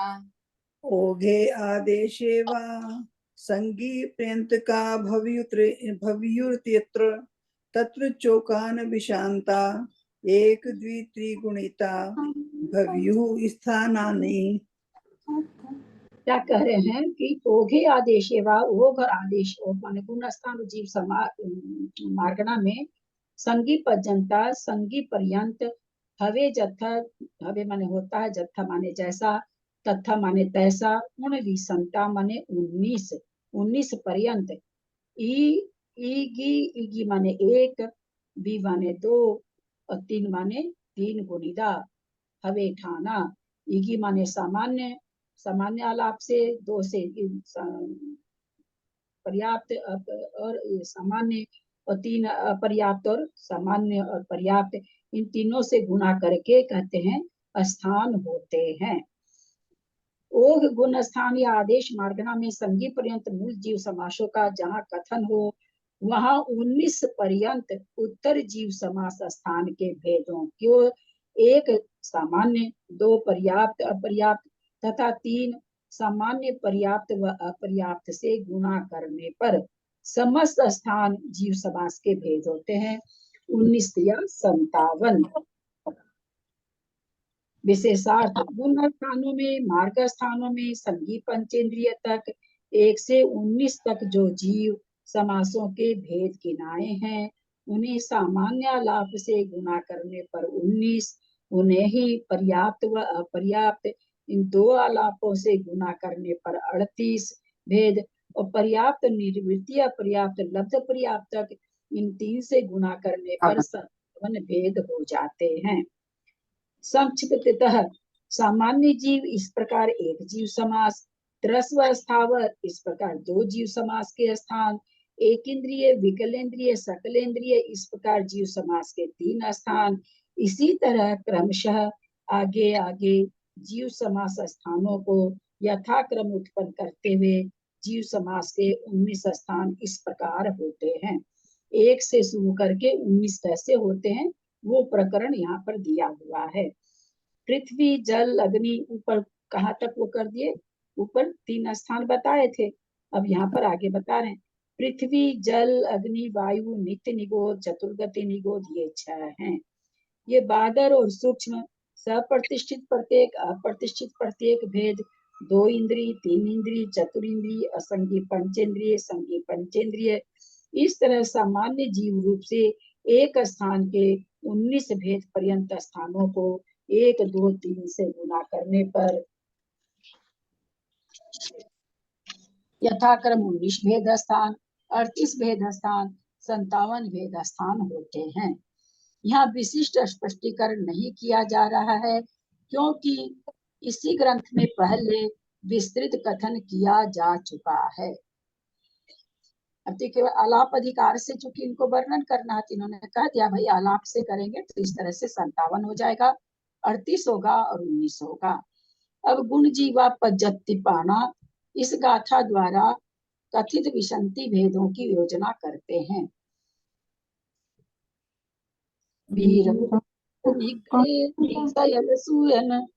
सयलसुयगहन पयून सम्मथम नम्यून गोयमहं सिद्धंतालाव मनुवोच्छम वीरमुह कमल नियग्गये सयलसुयगहन पयून सम्मथम नम्यून गोयमहं सिद्धंतालाव मनुवोच्छम। वीरमुह कमल निग्गय सयल सुयगहन पयऊन सामथम नमिऊन गोयमहं सिद्धम तालाव मनोगोच्छम। सादर प्रणाम दीदी। वीर मुख कमल निर्गत सकल श्रुत गहन प्रकटन समर्थम नत्वा गौतम हम सिद्धांतालाप मनोवक्ष्य। बहुत अच्छी गाथा। वीर मुह कमल निगया, महावीर स्वामी के मुख से मुख कमल से निकले हुए सयल सुयग सकल श्रुत को गहन ग्रहण करके, एवं फिर कहते हैं पयून समर्थम उसको प्रकट करने की सामर्थ्य। गोयम अहम गौतम गंधर्व स्वामी को अहम में नमीऊन नमस्कार करके सिद्धंत आलावम अनुवोच्छम अनुक्रम से क्रम पूर्वक मैं सिद्धांत आलाप को कहूंगा। क्या सुंदर गाथा, क्या बढ़िया गाथा। क्या आचार्य हाँ प्रतिज्ञा कर रहे हैं कि भगवान के मुख से निकली और उसको ग्रहण करने में जो शक्य थे, गौतम स्वामी महावीर स्वामी को नहीं नमस्कार कर रहे हैं, सकल श्रुत को भी नहीं कर रहे हैं, किसको कर रहे हैं? गौतम स्वामी को नमस्कार कर रहे हैं। क्योंकि हमको जो वाणी मिली है महावीर के मुख से नहीं मिली है, हमें तो गौतम गंधर्व के कारण मिली है। तो भाई जहाँ स्वार्थ सिद्ध होता है वही नमस्कार करता है आदमी। गंधर्व को नमस्कार करके कितनी बड़ी कितनी अच्छी गाथा है। महावीर स्वामी के मुख कमल से निकले सकल श्रुत को ग्रहण करने एवं उसे प्रकट करने में समर्थ सक्षम गौतम गंधर्व को नमस्कार करके अब मैं सिद्धांता लाभ कहूंगा। कौन प्रतिज्ञा कर रहे हैं? नेमिचंद्राचार्य जी। अरे नेमिचंद्र आचार्य कह रहे भाई आचार्य नेमिचंद्र देव। मैं कुछ नहीं कह रहा हूँ, मैं उनकी वाणी को आपको बता रहा हूँ। पहले ही बता देता हूँ कि मैं कुछ नहीं कर रहा हूँ। ग्रंथ का नाम गोमट सार है, अतः इसमें 20 प्ररूपणा का कथन सार रूप में किया गया है। यही स्थिति सिद्धांत आलाप की भी है। सिद्धांत संबंधी मुख्य मुद्दे आचार्य श्री के द्वारा आगे 6-7 गाथाओं में कह दिए गए हैं। सिद्धांत आलाप का मतलब सिद्धांत विषय के कुछ मुख्य मुद्दों का कथन, जो भी हम लोगों ने आलाप अधिकार में पढ़ा। इतना ही यहाँ आचार्य श्री को सिद्धांत आलाप इष्ट रहा है। विस्तार से निरूपण सठखंडागम की धवला टीका की दूसरी पुस्तक पृष्ठ 418 से लेकर अंतिम पृष्ठ पर्यंत से समझना चाहिए। समझना है क्या धवला पुस्तक? ग्रंथ के अत्यधिक विस्तार के भय से यहाँ वह प्ररूपणा नहीं की जा रही। और जिसको विशेष समझना हो तो कहते हैं 418 पेज वगैरह सब लिख दिए हैं, गाथा का नाम पुस्तक का नाम भी दे दिए हैं। सिद्धांत आलाप करने में ध्यातव्य नियम, क्या नियम है देखिए, ऐसे थोड़ी हो जाएगा। मन पज्जव परिहारो पढ़बू सम्मत दोनिया हारा ए देसु एक पगदे नत्थिति अशेषयम जाने। मन पज्जव परिहारो पढ़बू सम्मत दोनिया हारा ए देसु एक पदे नत्थिति अशेषयम जाने। मन पज्जय परिहारो पढ़मुब सम्मत दोनी आहारा ए देसु एक पगदे नत्थिति अशेषयम जाने। मनः पर्याय परिहारो प्रथमो सम सम्यक्त्वं द्वावाहारो एतेषु एक प्रकृते नास्ति तिं अशेषकं जानीहि। देखिए अभी तक जो सिद्धांत नहीं आया था अभी आया है। मन पज्जव परिहारो, मन पर्याय ज्ञान परिहार विशुद्धि संयम पढ़वो उपशमत और प्रथमो उपशम्यक्त्व में दोनों आहारा और दोनों आहारक द्विक एदेशु एक पदे, इसमें से एक भी हो, एक एदेशु माने इनमें से एक पदे माने एक के हो जाने पर नत्थिति नहीं होती है, अशेषयम जानो, दूसरी जो शेष बच गई वो नहीं होगी, ऐसा जानो। मन पर्याय हो गया तो परिहार विशुद्धि भी नहीं होगा, प्रथमोपसम भी नहीं होगा, आहारक द्विक भी नहीं होगा। आहारक द्विक अगर किसी के है तो मन पर्याय ज्ञान परिहार विशुद्धि संयम प्रथमोपसम सम्यक तो नहीं होगा। इस तरह से कहते हैं इन चारों में ऐसा है। मन पर्याय ज्ञान परिहार विशुद्धि संयत प्रथमोपसम सम्यक और आहारक व आहारक मिश्र, इन चारों में से एक के होने पर अन्य 3 भेद नहीं होते, ऐसा जानना चाहिए। और बहुत शंका उठाया है, पूरा ही लगता पूरा पेज ही खोले हैं। उपर्युक्त 4 मार्गणाओं में से किसी एक के होने पर किसी जीव के शेष 3 मार्गणाएं नहीं होती। यथा किसी जीव के मन पर्याय ज्ञान है तो उसे परिहार विशुद्धि संयत प्रथमोपसम सम्यक और आहारक शरीर व आहारक अंगोपांग ये तीनों नहीं होंगे, ऐसा जानना चाहिए। मन पर्याय ज्ञान 6ठे 7वें में होता है तो और किसको बढ़ती हुई रिद्धि विशुद्धि वाले के तो प्रथम उपसम तो मतलब ही नहीं बनता है उस समय होने का, है ना। पर्याय शुद्धि संयत भी नहीं बनेगा क्योंकि वो तो अलग से संयम बन रहा। और हारक द्वीप भी इनको जरूरत नहीं पड़ती। मन पर्याय ज्ञानी को ऐसी कोई शंकाएं उत्पन्न होने की आवश्यकता ही नहीं होती। तब इस तरह से ये क्या नहीं, एक मिनट रजता जी, आपने कहा छठे सातवें गुण स्थान में होता है, उसके बाद होता ना मना पर ये तो ये ऊपर ज्यादा विशुद्धि करके चढ़ रहे हैं। 6 से छठे लेके 12 तक, 6 से लेके 12 तक होता है। अच्छा, तो ये- शंका तब इस तरह से तो आहारक का योगी वह आहारक मिश्र का योगी निरोध के उपसम सम्यक हो यह संभव नहीं है। इन्होंने कहा घटा दिया, उपसम सम्यक नहीं पाया। हाँ, एक मिनट, मन प्रज्ञान तीर्थंकर भगवान को होता है, उनके परिवार की निषेध नहीं होती है क्या? भगवान को होता है तो तीर्थंकर भगवान को तो दीक्षा हाँ। लेते ही मन प्रज्ञान हो गया, उनके परिवार की निषेध नहीं है। आवाज नहीं आ रही बाबूजी की। आप लोग को सुना क्या? तो आप लोग बताइए ये ना। कह रहे हैं कि नहीं। भगवान को जो है दीक्षा लेते ही मन प्रिय ज्ञान हो जाता है, ये हाँ। कह रहे हैं। तो कह रहे हैं मन प्रिय ज्ञान हो गया तो पर्याय विशुद्धि संयम नहीं होने का क्या? नहीं, उनको उनको तो वैसे भी जरूरत नहीं है। तीर्थंकर प्रकृति को तो परिहार विशुद्धि संयम की जरूरत ही नहीं है, जरूरत ही नहीं, वहां तो जरूरत ही नहीं है और होगा भी नहीं उनको, क्योंकि मन पर ज्ञान दीक्षा लेते ही हो जाता है उनको। तो आगे और बहुत उठा रहे हैं बाबूजी, शंकाएं बहुत तरह की आ रही है। ये क्या कह रहे हैं, फिर तो उपसम सम्यक तो नहीं होगा उनको। तो ये समाधान दे रहे हैं, नहीं, ऐसे मुनिराज श्री के छायिक छायोपसमिक ये 2 सम्यक तो ही बन सकते हैं, यानी प्रथमोपशम नहीं बनेगा, क्योंकि उपसम सम्यक के साथ आहारक शरीर आहारक संबंधी योग बन नहीं सकता, है ना। ठीक है, फिर शंका उठा दिए, गाथा में परमुपसम्मत शब्द आया है, तो इससे तो यह साबित होता है कि द्वितीय उपसम सम्यक के लिए यह बात नहीं है। क्या यह ठीक है? समाधान, ठीक है। इसमें क्या शंका? आपको इसमें शंका क्यों हो रही है भाई? शंका तो फिर द्वितीय उपसम सम्यक के साथ आहारक जी परिहार विशुद्धि व मन पर्याय होने संभव है, यह ठीक है ना? यह कहना ठीक है ना? समाधान, ऐसा नहीं है।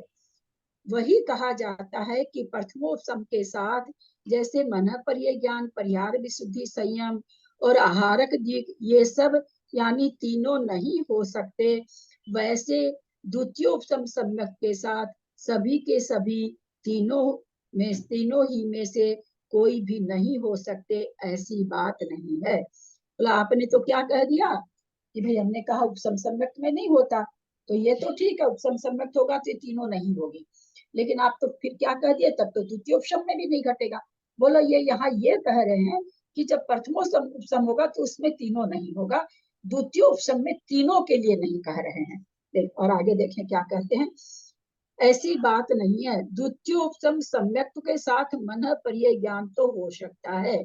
यहाँ पर प्रश्न आप लोगों से, मन पर्याय ज्ञानी सभी तीर्थंकर हो जाते हैं दीक्षा लेते ही, उपसम श्रेणी चढ़ते हैं कि नहीं? तीर्थंकर प्रकृति तीर्थंकर की तो सत्ता शपथ में वाली ही चढ़ेंगे। तीर्थंकर तो सम्यक्त्व प्राप्त करके उपसम श्रेणी छोड़ सकते हैं। आप लोग दूसरी चीज क्यों ले आते हैं जयश्री जी? सीधे प्रश्न को इतना उलझा क्यों देती हैं आप लोग? कहाँ छाई घुसा दी है? मैंने तो सम्यक का नाम ही तीर्थंकर है, कोई ना कोई सम्यक तो है उनके, और पहले से लेके आ रहे हैं, आते ही मन पर्याय ज्ञान तो लेके भी आए हैं, कोई सा भी हो सकता है ना। सम्यक तो नाम ही, जो चीज मैं नाम नहीं लेती उसको मत घुसाइए, फिर सिद्धांत नहीं बन सकता ऐसे। मेरा फिर से सुनिए, मैंने सीधा प्रश्न किया कि मन पर्याय ज्ञानी हो जाते हैं दीक्षा लेते हैं, एकदम सीधा सा पाठ है, क्योंकि आगम कहता है। तो हमको दीक्षा छठा गुण 7वें गुण स्थान में आए, मन पर्याय ज्ञान हो गए, छठा 7वां झूल रहे हैं, झूलते झूलते क्या वो उपसम द्वितीय उपसम श्रेणी चढ़ सकते हैं या नहीं चढ़ सकते हैं, या उपसम श्रेणी चढ़ सकते हैं नहीं चढ़ सकते हैं, छपक ही चढ़ेंगे। और सीधा कर दूं, उपसम श्रेणी चढ़ सकते हैं कि नहीं, कि छपक ही चढ़ेंगे? द्वितीय उपसम छोड़ दीजिए, उपसम श्रेणी चढ़ सकते हैं कि नहीं? कर सकते उपसम हैं, श्रेणी चढ़ सकते हैं, क्योंकि कर मन सकते प्रिय ज्ञान तो पहले ही हो जाता है, उपसम श्रेणी बाद में चढ़ते हैं, इसलिए हो सकती है, चढ़ सकते हैं। आप लोग ना नहीं, सिद्धांत को बहुत गलत जोड़ते हैं। कहाँ मन प्रिय ज्ञान पहले हो जाता है, श्रेणी बाद में होती है? तो सब है ही ना कि 8वें गुण स्थान से श्रेणी है, ये तो है कि 8वें गुण स्थान से है श्रेणी, दोनों एक साथ थोड़ी हो रही है। मेरा फिर से प्रश्न समझिए, आप लोगों ने क्या कर दिया, इसको सामान्य कथन में डाल दिया। कोई तीर्थंकर हैं, दीक्षा लेते ही मन प्रिय ज्ञान हो गया, अब आगे तो तीर्थंकर है, उनको तो चढ़ना ही है, श्रेणी जाना ही है, मोक्ष जाना ही है नियम से। तो क्या वे तीर्थंकर उपसम श्रेणी से चढ़ के फिर उतर के फिर छपक श्रेणी मांड के मोक्ष जाना, ऐसा होता है कि नहीं? कहने का मतलब तीर्थंकर उपसम श्रेणी चढ़ते हैं कि नहीं? नहीं चढ़ते, नहीं चढ़ते, नहीं चढ़ते, नहीं चढ़ते। क्योंकि क्यों वो नहीं वर्तमान- चढ़ते, इस बारे में बताइए। उनका इसलिए नहीं चढ़ते, उनका चरित्र वर्धमान होता है, वो चढ़ते भी होते हैं, हाँ, वो नहीं होते, उतरते नहीं है वो। उतरते नहीं। और कोई बोलिए।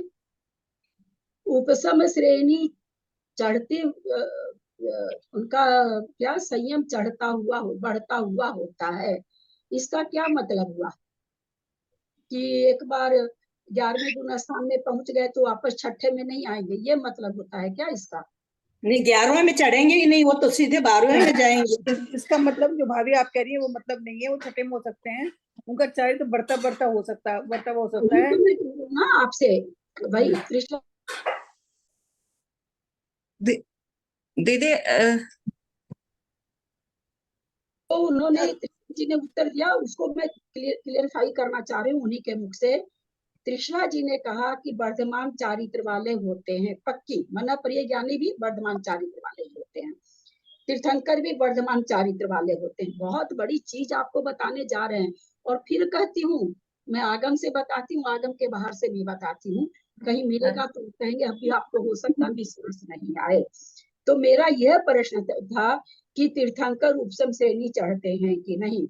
त्रिशला जी का उत्तर है कि वर्धमान चारित्र वाले होते हैं, चाहे मना प्रिय ज्ञान हो वो और चाहे तीर्थंकर हो वो, इसलिए उपसम श्रेणी नहीं चढ़ेंगे, क्योंकि उपसम में तो क्या है, चारित्र उनका यथाख्यात तक चला गया और वापस वो कहाँ आ जाएंगे, सामायिक छेदोपस्थापना में। इसीलिए आप कह रही है ना कि बढ़ते चारित्र वाला। तो अब सुनिए, छठे दीदी आपने बताया था पहले। हाँ, हाँ मैं बहुत बताऊं? हाँ बहुत बार आ चुकी है चीजें, एक बार थोड़ी आई है। सब सुनिए अब, असंख्यात लोक प्रमाण संयम स्थान कितने हैं? संयम लब्धि स्थान असंख्यात लोग प्रमाण है, असंख्यात लोग असंख्यात लोक प्रमाण है। वो चढ़े 5 लाख वाले स्थान से उपसम श्रेणी चढ़ गए, नीचे आएंगे तो 5 लाख से ऊपर वाले तक आएंगे, उसके नीचे या उतने तक नहीं आएंगे। इसको कहा गया वर्धमान चारित्र। सामायिक छेदोपस्थापना में वे प्रवेश करेंगे तो पहले की जो संयम लब्धि स्थान है उससे आगे वाले को प्राप्त करेंगे। उतना नीचे या लब्धि सार में तो क्या क्या नाम इन सब का दिया है, प्रतिपादमान, प्रत्यपाद्यमान, पता नहीं क्या क्या क्या, याद भी नहीं होता, इतना कठिन कठिन शब्द है। तो इसका बढ़ते चारित्र का मतलब यह है कि जिस चारित्र को वो छू चुके हैं उसको वापस नहीं प्राप्त करेंगे, उससे आगे वाले स्थान को करेंगे। अतः तीर्थंकर भी उपसम श्रेणी चढ़ सकते हैं। ठीक है, अभी हो सकता अपने पद्म पुराण में आ भी जाए। आपकी बात बिल्कुल सही है, चढ़ सकते होंगे, लेकिन मैं आपसे एक बात पूछना चाहती हूँ, जब वो चाहे, यद्यपि उनका असंख्यात लोक प्रमाण उनका शुद्धि का वो है, लेकिन यथा क्या 4 से तो नीचे आए गए ना, यथा क्या तो 11वीं तक है और फिर नीचे आए। बढ़ते हुए चारित्र का मतलब यहाँ पर ये नहीं है कि सामायिक के बाद छेदोपस्थापना हो गया, परिहार विशुद्धि हो गया, ये नहीं है। बढ़ते हुए चारित्र का मतलब है जिस संयम स्थान को हम प्राप्त कर लिए, हम उस स्थान से नीचे नहीं जाएं या उसके बराबर में नहीं आए, हम उससे आगे वाले संयम स्थान में जाएं, उसको बढ़ता हुआ चारित्र कहा जाता है। ठीक है जी, विश्वास तो क्या है जी? बाबूजी। हाँ, मुझे तो आज तक यही ध्यान में था, समझ आया। और कुछ नहीं दे सकते। नहीं, अपने जीव कांत जी पूछे, मंजू जी को तो याद आ गया, कई बार ये बात पूछी बाबूजी। दीदी ये याद था, आपने ये जो डिग्री बताई है ना कि वो डिग्री इतने डिग्री तक वापस आएंगे, उससे ऊपर की डिग्री में आएंगे, आप बताया था दीदी ने ये अपने वाला। लोग जितना पढ़ेंगे कहीं ना कहीं आ भी जाएगा, कहीं ना कहीं प्रमाण रूप में आप लोग को अगर चाहिए तो। वैसे अप्रमाणिक चीज बाबूजी जल्दी नहीं बोलना चाहती हूँ कि मन गढ़ा तो बोल दूं, ऐसा कुछ नहीं होता है। और बाबूजी याद है अपूर्व सागर जी से मैंने में चल के भी करते हैं। एक बार सब कोई म्यूट करें, एक बार सब कोई म्यूट करें, म्यूट करें प्लीज। हाँ बोलिए बाबूजी। कि 11वें गुण स्थान में जो परिणाम हो रहे हैं, नीचे फिर से जब आएंगे छठे सातवें गुण में, तो क्या वैसे उससे कम अच्छे परिणाम रहेंगे? 11वें से नीचे आए ना बाबूजी, तो सॉरी संयम छादो स्थापना में जो परिणाम उनको था उत्कृष्ट, उससे आगे वाले परिणाम में आएंगे, वे उससे नीचे नहीं गिरेंगे। छठे सातवें में झूलेंगे, लेकिन उसके बाद वाले। मैंने अपूर्व सागर, अभी याद आया बाबूजी, अपूर्व सागर जी से मैंने उस समय मेरे भी आपके जैसे कि वर्तमान चारित्र वाले, जैसे त्रिशला जी ने अभी कहा, तो वही था कि भाई उपसम श्रेणी कैसे चढ़ाएं, यथाख्यात के बाद सामायिक में कैसे लाएं। भाई उनका जो हुआ तो मैंने अपूर्व सागर जी से कहा था उस समय, तब अपूर्व सागर जी ने मेरे को दिखाया भी निकाल के बाबूजी कि उपसम श्रेणी तीर्थंकर चढ़ सकते हैं। तो भाई बढ़ने का मतलब बढ़ते हुए विशुद्धि स्थान बढ़ता हुआ होता है, चारित्र बढ़ता हुआ नहीं, विशुद्धि स्थान बढ़ता हुआ लिखा हुआ है, चारित्र बढ़ता हुआ नहीं लिखा हुआ है। संयम स्थान बढ़ता हुआ लिखा है, चारित्र बढ़ता हुआ।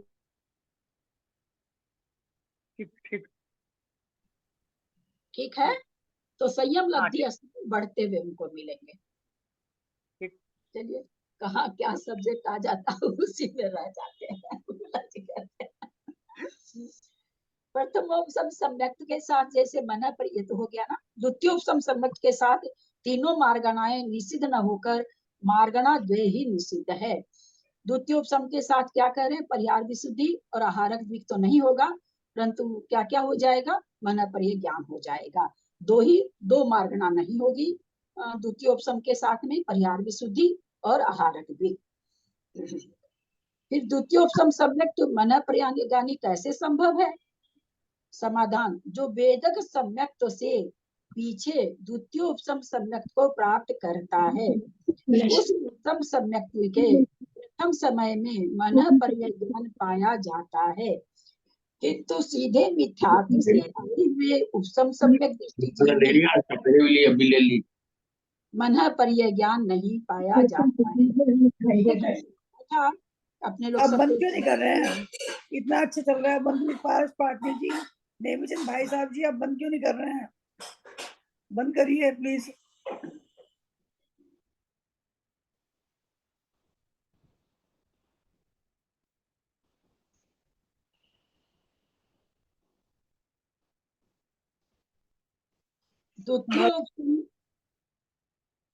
द्वितीय उपसम सम्यक्त पूर्वक श्रेणी चढ़ना, उपसम श्रेणी और उपसम श्रेणी में क्या अंतर है? कल भी बताए थे, शायद परसों भी। द्वितीय उपसम सम्यक्त पूर्वक श्रेणी चढ़ना और द्वितीय उपसम क्या है, उपसम श्रेणी क्या है? द्वितीय उपसम और उपसम श्रेणी अलग अलग है कि एक ही चीज है?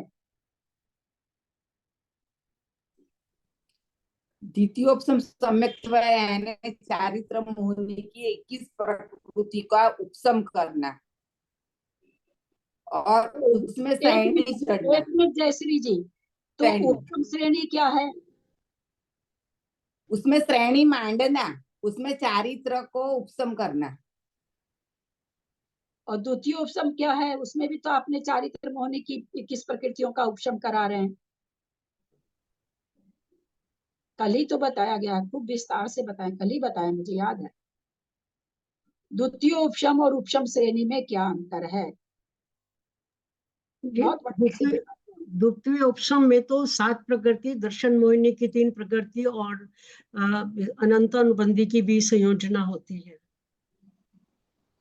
द्वितीय उपसम में। अच्छा, और श्रेणी में चारित्र मोहिनी के किस प्रकृतियों का बहुत अच्छा। उपशम या द्वितीय उपशम का मतलब 7 प्रकृति का उपशम करना, विसंयोजन या कुछ उसको नहीं, 7 प्रकृति का उपशम करना द्वितीय उपशम। उपशम श्रेणी मतलब 21 प्रकृतियों की उपशम करना। बहुत अंतर है दोनों में, जमीन आसमान का अंतर है। उपशम श्रेणी तो क्षयिक सम्यक दृष्टि भी मानता है, वो भी 21 प्रकृति का उपशम करता है ना। तो द्वितीय उपशम जहाँ लिखा रहे तो क्या समझना है, 7 प्रकृति का उपशम करना, विसंयोजन या कैसे भी, विसंयोजना भी उपशम एक प्रकार से कहते हैं। 7 प्रकृतियों का उपशम करना, 3 दर्शन मोहिनी, 4 चारित्र मोहिनी, 7 प्रकृतियों का उपशम द्वितीय उपशम है। और चारित्र मोहिनी की 21 प्रकृति का उपशम श्रेणी है। द्वितीय उपशम 7वें गुण स्थान में सातिशय के पहले होती है। स्व स्थान अप्रमत में 7 प्रकृतियों का उपशम होता है, अध प्रवृत्त करण में नहीं होता, यानी पर स्थान अप्रमत में नहीं होता। जबकि 21 प्रकृतियों का उपशम 8वें गुण स्थान से कह दिया गया है, पर होता 9वें गुण स्थान में है।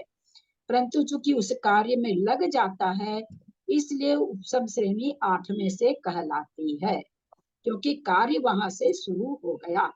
क्या कार्य शुरू हुआ, बंधा अपसरण चालू हो गया है ना, गुण संक्रमण चालू हो गया, आदि जो 4 आवश्यक है वो 8वें गुण स्थान से चालू हो गए, तो इसलिए 8वें गुण स्थान से उपशम श्रेणी है।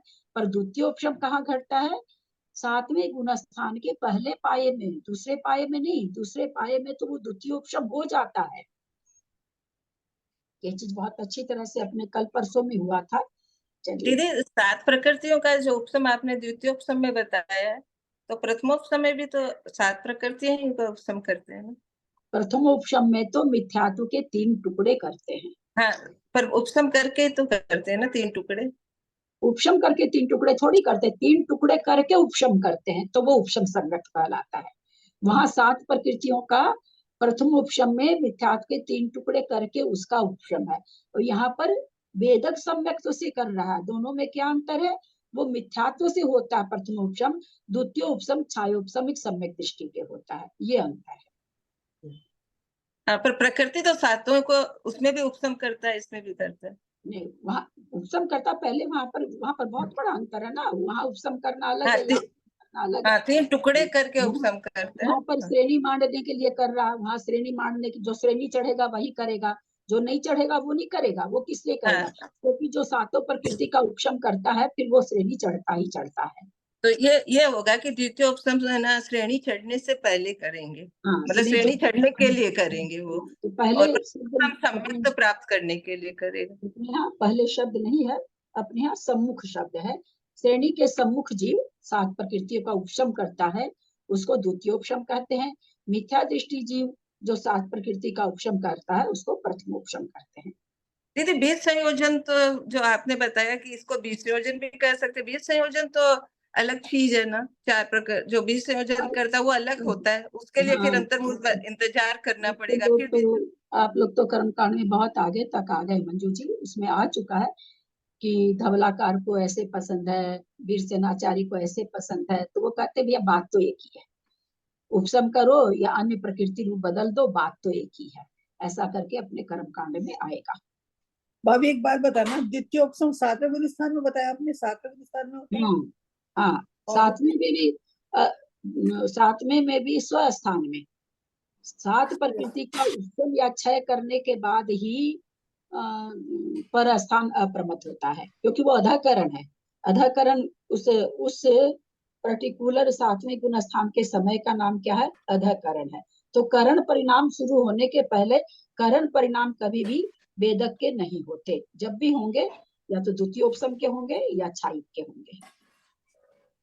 और उपशम श्रेणी तो 7वें गुण स्थान से चढ़ी जाएगा, 8वें से उपशम श्रेणी तो 8वें से चढ़ेगा, 8वें से कहलाएगी, क्योंकि श्रेणी का कार्य 8वें से शुरू होता है। 7वें से कहलाएगी, 8वें से। 8वें से।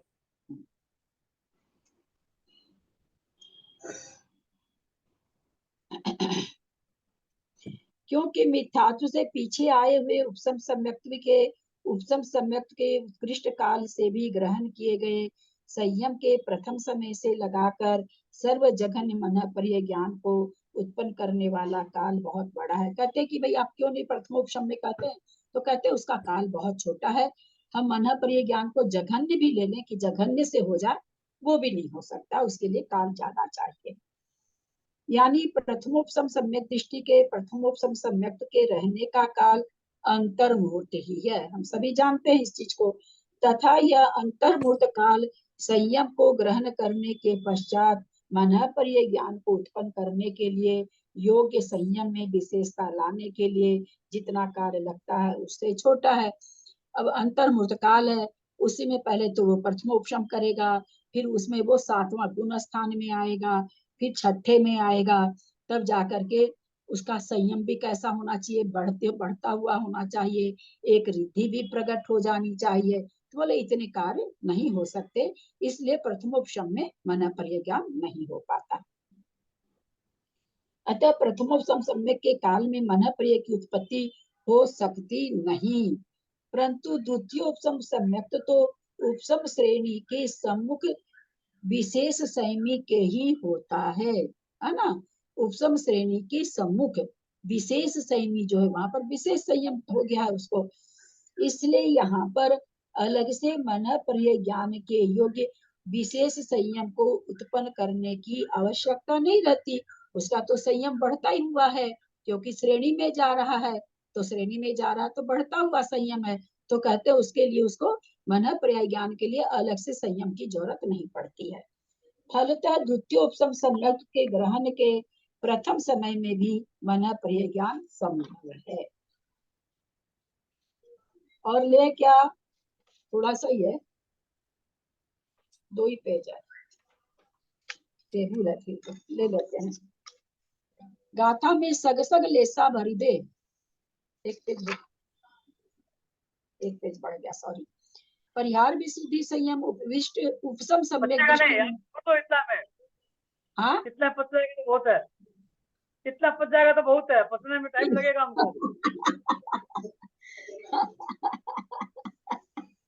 ठीक है बाबू जी।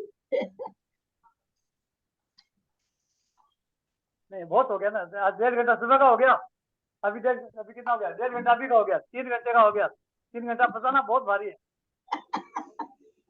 15 मिनट में हो जाएगा दीदी।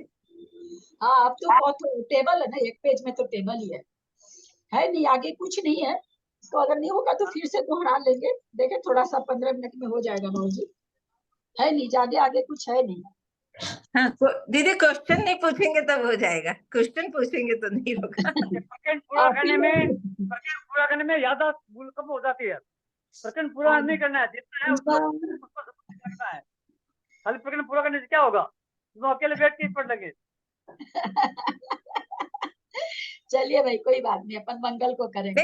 दीदी एक काम करेंगे, मंगलवार को अपन गोमट साथ पढ़ लेंगे, शुरू कर लेंगे, और फिर एक दिन इसको ले लेंगे वापस, दोपहर में ले लेंगे, उस दिन भी हाँ, इसको दोपहर में ले लेंगे, वापस ले लेंगे। परंतु अभी एक बार आप रीडिंग कर दीजिए, जिससे एक बार समाप्त हो जाए। रीडिंग कर दीजिए, क्वेश्चन मत पूछिए दीदी। रीडिंग तो आप लोग कर लीजिए। ठीक है, इसके बाद का मैं उसको पढ़ लेगा, देख लूंगा, क्या सुन लूंगा। नहीं हो रहा, कमर दबे होते हैं, इतनी ताकत है, इतनी ज्यादा ताकत नहीं है, ताकत कम हो जाती है ना। चलो रीडिंग मैं कर देती हूँ, रीडिंग मैं कर देती हूँ, कोई बात नहीं। रीडिंग करनी है क्या नहीं करनी, रीडिंग भाभी करनी है कि नहीं करनी है, अब आप लोग जानिए, मेरे तो वैसे एक बात सुनिए, रीडिंग से कोई फायदा तो होना नहीं है, अगर दोबारा पढ़ना ही है, उस दिन में पढ़ना ही है, तो रीडिंग करने से फायदा क्या हुआ। चलिए चलिए मंगलवार को दोपहर में ये स्वाध्याय होगा, सब कोई सुन ले। मंगलवार की दोपहर में क्लास इसकी लगेगी, सुबह तो कर्मकांड करेंगे अपने लोग, दोपहर की क्लास 1 घंटा, जो भी आधा घंटा 1 घंटा जो भी लगेगी, दोपहर में ये क्लास होगी।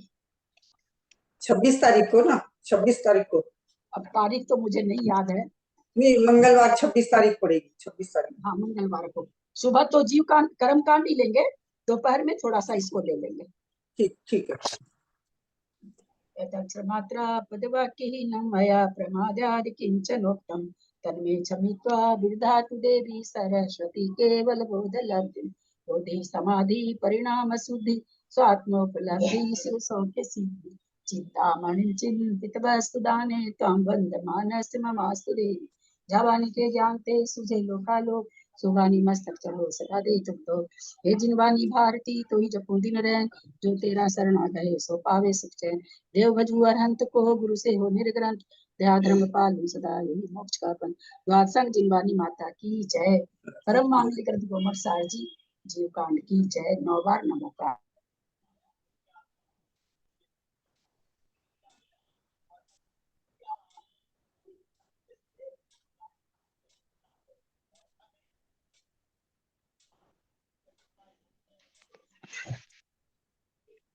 प्रतिमाधारी को वंदना सादर चरण स्पर्श सभी से सादर जय जिने सादर प्रणाम दीदी, सभी से सादर प्रणाम, सादर जय जिने।